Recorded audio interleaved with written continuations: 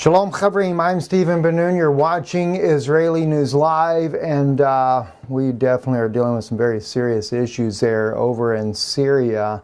Putin on Israel's role in the IL-20 downing looks like a chain of tragic circumstances. I'm going to be sharing with you guys a few things on this here. It's actually a short news broadcast, but I wanted to kind of bring some things to your attention. President Putin is weighing in on this right now. The downing of the Russian Il-20 plane looks like a chain of tragic circumstances, Vladimir Putin said in a response to reporters' questions on whether it could be compared to the Turkey's downing of the Russian military jet in 2015. When people are dying, especially under such circumstances, it is always a tragedy, Putin said during a joint press conference with Hungarian Prime Minister Viktor Orban in Moscow on Tuesday. Responding to reporters' question as to whether the incident in Latgit could be compared to the downing of the Russian Su-24 by Turkey in 2015, Putin said the two situations are different. Ankara deliberately downed the Russian jet, he explained, while the Il-20 incidents looks like a chain of tragic circumstances because the Israeli plane didn't shoot down our jet.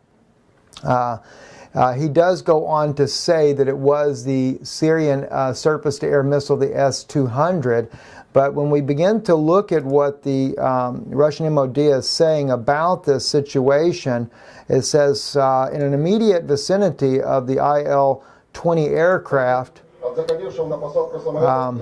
hang on one second here, let's back it up a little bit here. Let me just start from the beginning here. The Israeli jets deliberately created a dangerous situation. Okay? Let me make sure you have a little bit of volume just in case you speak Russian. We make sure you can hear a little bit here. The Israelis created a dangerous situation. All right? For other aircraft and vessels in the area, the bombing was carried out near the location of the French Navy's frigate and in the immediate vicinity of the Il-20 aircraft of the Russian aerospace forces that was coming to landing. The Israeli pilots used the Russian jet as a cover and set it up to be targeted by the Syrian air defense forces.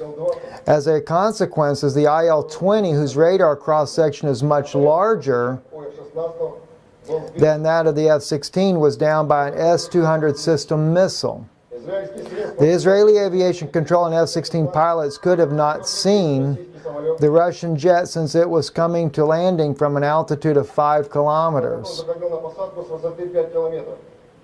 Nevertheless, they deliberately went ahead with this let me back up. Maybe I misread what he said there. I want to make sure I get this right. The Russian jet, wait a minute, back up a little further.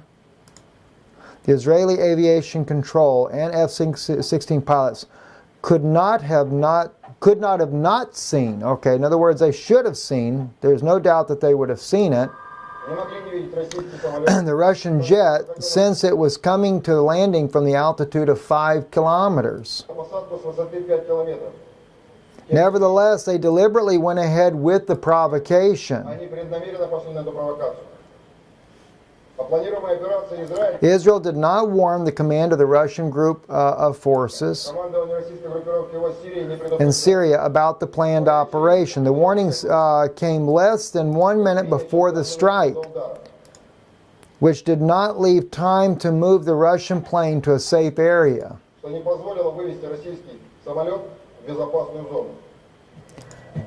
Listen, you know, guys,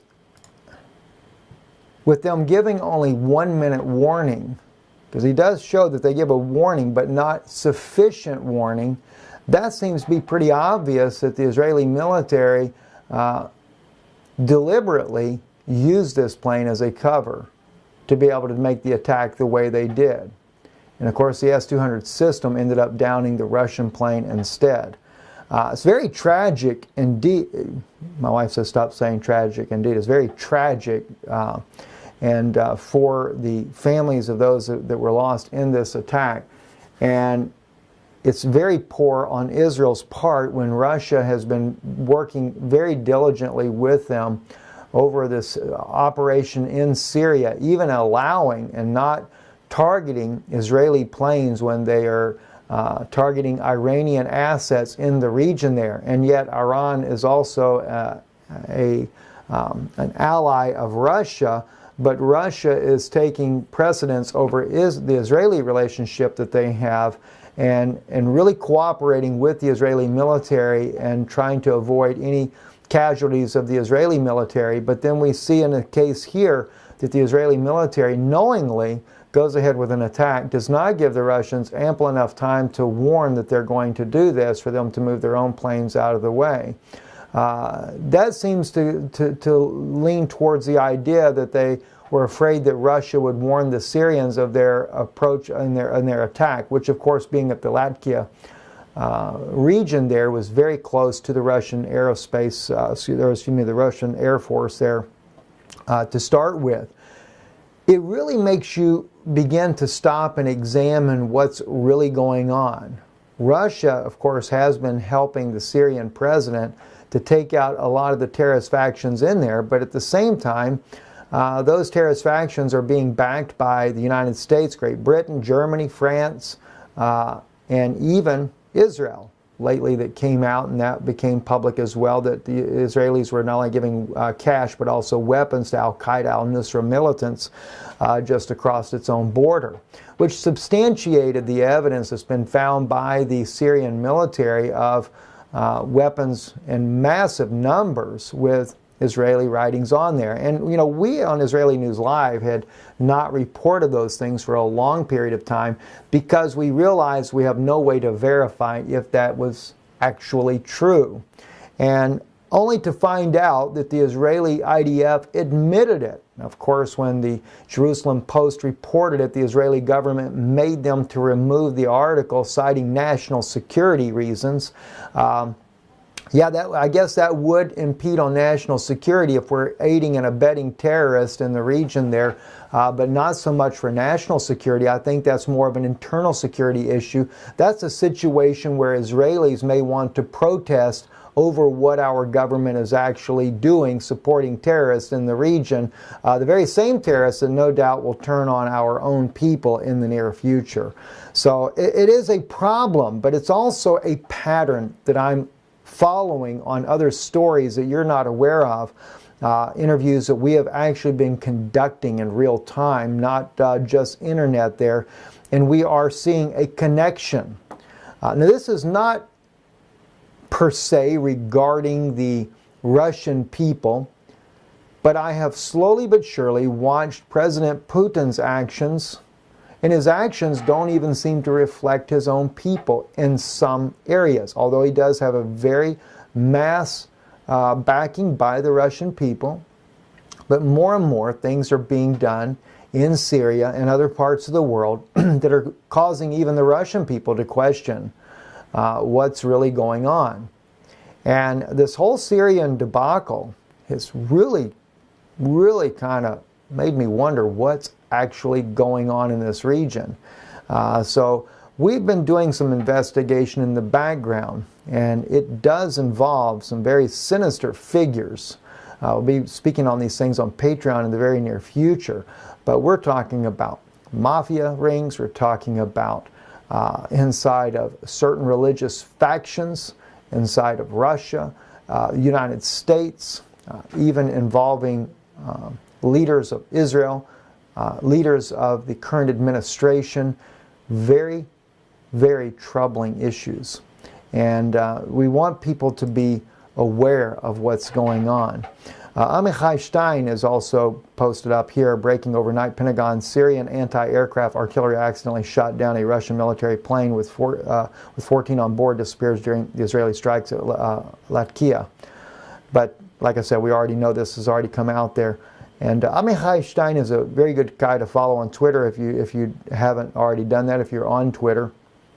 He is an Israeli, and he generally has some very interesting information and generally finds these things a little bit faster than most people do. On another note as well, Roya, I can't pronounce this lady's name very well, Rojava. She is a Kurdish woman, and she's always reporting things about what's going on in Afrin. And another very serious issue, and she brings out a very good point, I think it's worth mentioning. The Al-Qaeda and the HTS transfer from Idlib to Afrin by Erdogan already starts slaughtering other mercenaries there. Does anyone think about what they will do to Afrin residents? Does anyone care? Or just too busy with Idlib to notice what is going on the ground? And she puts the article here from hawarnews.com. And this, again, these Al-Qaeda militants backed by the United States, which is always kind of strange because, you know, we claim that Al-Qaeda took down the Twin Towers, which is just a bogus nonsense. They may have had a little part in there, but that was an inside job that was done. And eventually we will actually bring those facts to light. But we don't like reporting conspiracy.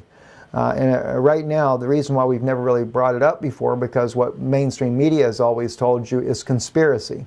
It's a conspiracy theory to say that Al-Qaeda and bin Laden actually were the ones that took down the World Trade Centers. That's the conspiracy.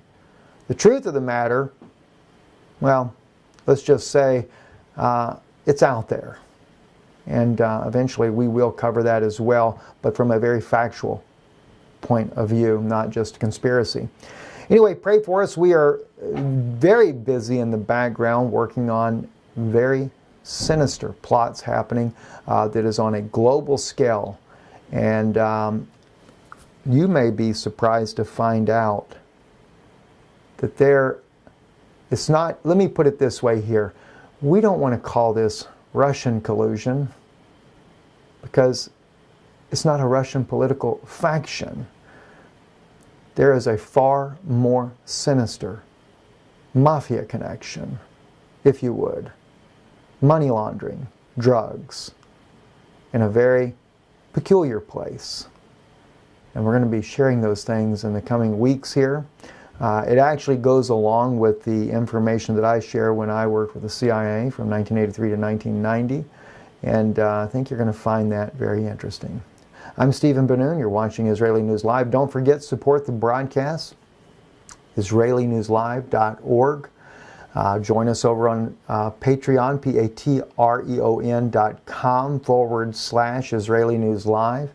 And keep in mind as well, December the 2nd, Kansas conference there. Admission will be $25. We're working on that to get that up, finding a way for you to be able to be a part of that. You can go to our website, IsraeliNewsLive.org. At least leave us a comment that you're wanting to be a part of this.